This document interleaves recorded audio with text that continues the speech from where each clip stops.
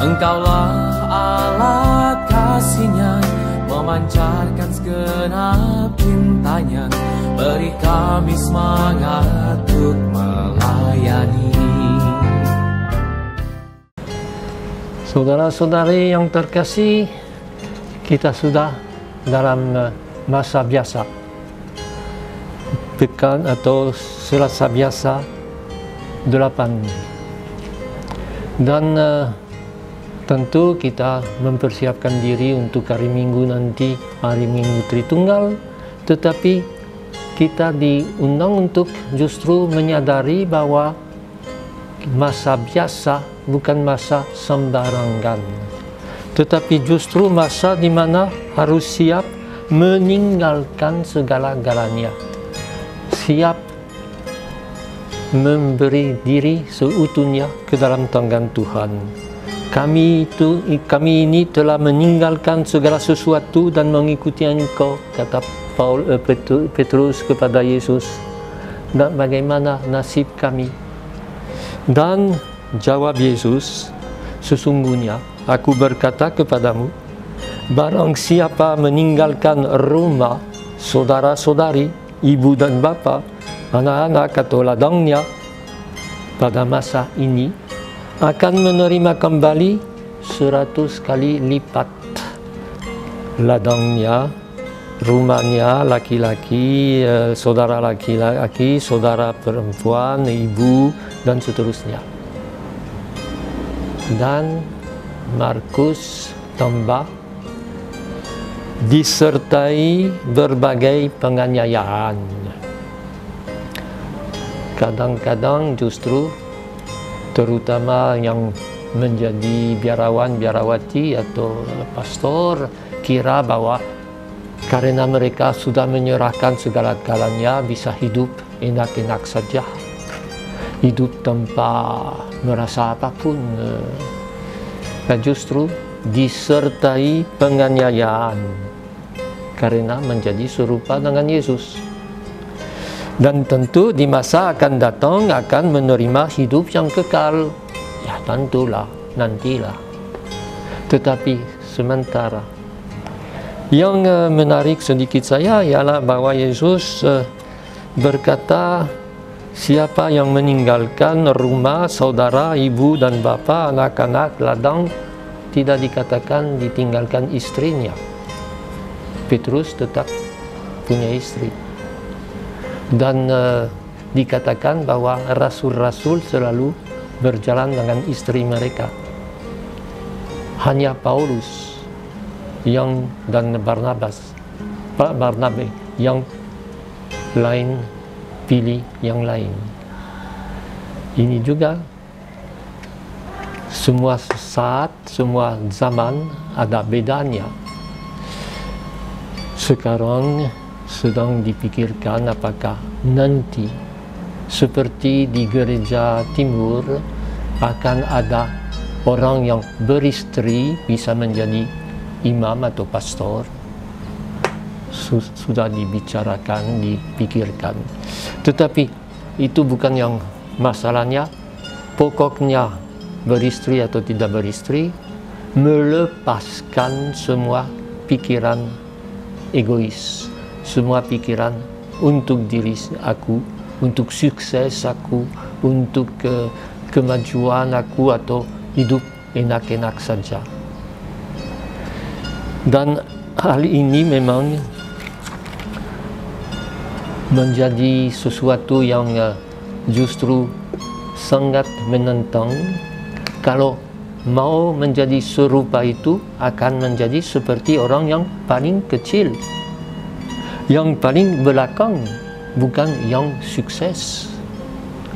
Namun Yesus berkata justru yang terdahulu akan menjadi yang terakhir, dan yang terakhir akan menjadi yang terdahulu, menjadi yang lepas, tangan kosong, untuk justru diangkat oleh Tuhan, bukan karena kita cari sukses, tetapi karena mau dekat dengan Dia yang saudara kita, dekat dengan Bapanya yang Bapa kita dijiwai oleh Roh Kudus, Allah Tritunggal sebagai inti hidup kita. Ini dalam spiritualitas Vincentian, Allah Tritunggal punya tempat yang utama. Lalu tentunya zaman biasa, zaman itu adalah zaman di mana kita menghadapi semua tantangan dari masa modern atau masa postmodern, sekularisasi, yaitu di mana Allah punya hampir tidak ada tempatnya, di mana semua dibuat tanpa pikirkan akan rencana Allah. Dan bacaan pertama dari hari ini justru dari Ben Sirach yang juga disebut Eklesiastik.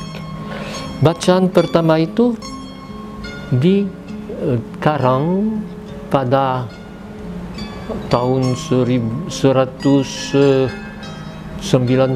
sebelum kelahiran Yesus, pada zaman di mana masuk kebudayaan Yunani yang dalam filsafatnya justru membebaskan dari Allah, tetapi yang menjadi sekuler.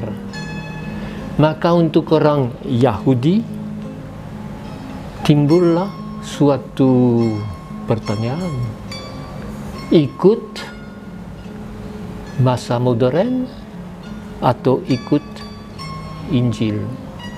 Pada zaman Putra Sirach ikut Taurat, yaitu hukum dari Perjanjian Lama, atau ikut filsafat dari Platon dan lain-lain.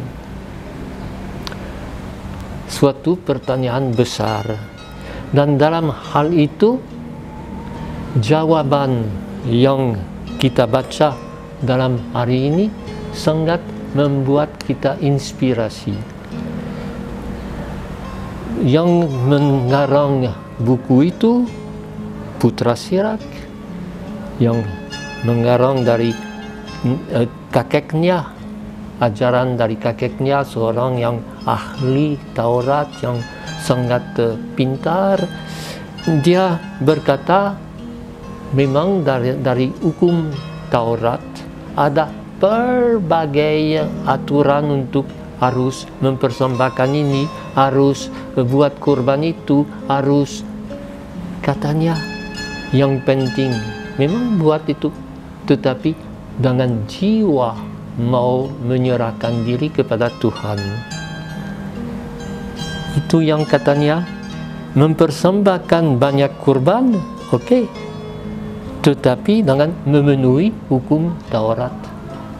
Bukan hanya ikut semua aturan, semua sakramen, semua devosi, semua itu, dan dalam hidup sehari-hari tidak peduli dengan keadilan, tidak peduli dengan cinta kasih kepada sesama.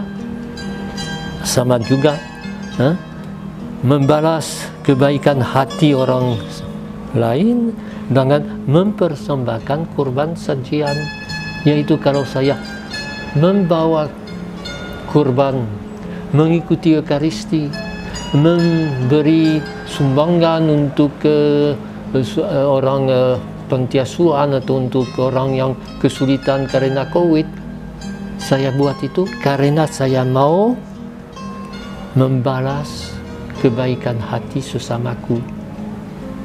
Saya mau mengakui bahwa orang lain sudah memberi banyak kepada aku. Dan seterusnya, yang direlai oleh Tuhan ialah menjauhkan kejahatan dan menolak kelaliman.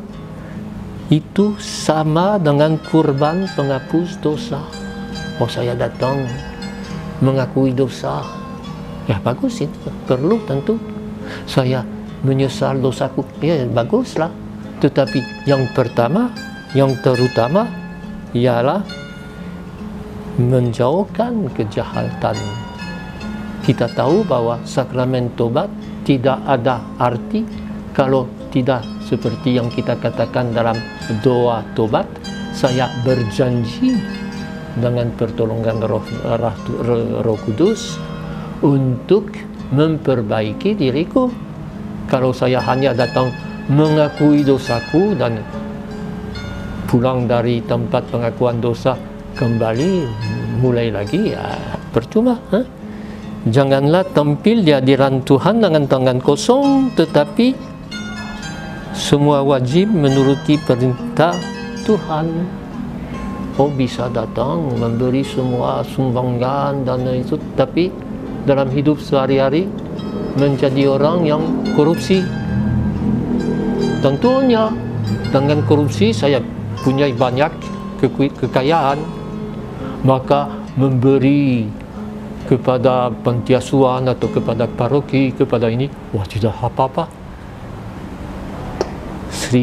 Putra Sirak berkata, bukan begitu. Mengikuti perintah Tuhan, yaitu kejujuran, keadilan, cinta kasih, walaupun barangkali tidak membuat aku menjadi kaya, tetapi barangkali lebih miskin. Tapi inilah yang perlu, yang masing-masing sesuai dengan kemampuannya, bukan yang sisa-sisa dari kekayaan saya yang dapat dengan berkorupsi dan dengan memeras orang lain, tetapi dengan sungguh-sungguh bersama dengan orang lain menciptakan keadilan sosial, menciptakan tempat di mana orang yang pinggiran akan merasa aman dan seterusnya. Inilah yang masa biasa, bukan sesuatu yang luar biasa. Hidup dengan memenuhi hukum Taurat, terjemahkan untuk kita sekarang, hidup dengan memenuhi Injil, dan dengan demikian semua aturan yang perlu kita ikut juga, yaitu semua aturan tentang sakramen-sakramen, tentang devosi dan lain. Oke, ikutlah. Tentunya bulan Mei ini Rosario, bagus. Tetapi kalau siap mengucapkan Rosario setiap hari, tetapi sesudah itu memeras sesama, saya kira Rosario itu tidak akan terdengar. Ya, lepaskan semuanya untuk bisa menerima 100 kali lipat mulai sekarang, bukan di surga, tetapi tentu didampingi oleh penganiayaan, didampingi oleh sulit berkorban. Semoga hal itu bisa kita terima.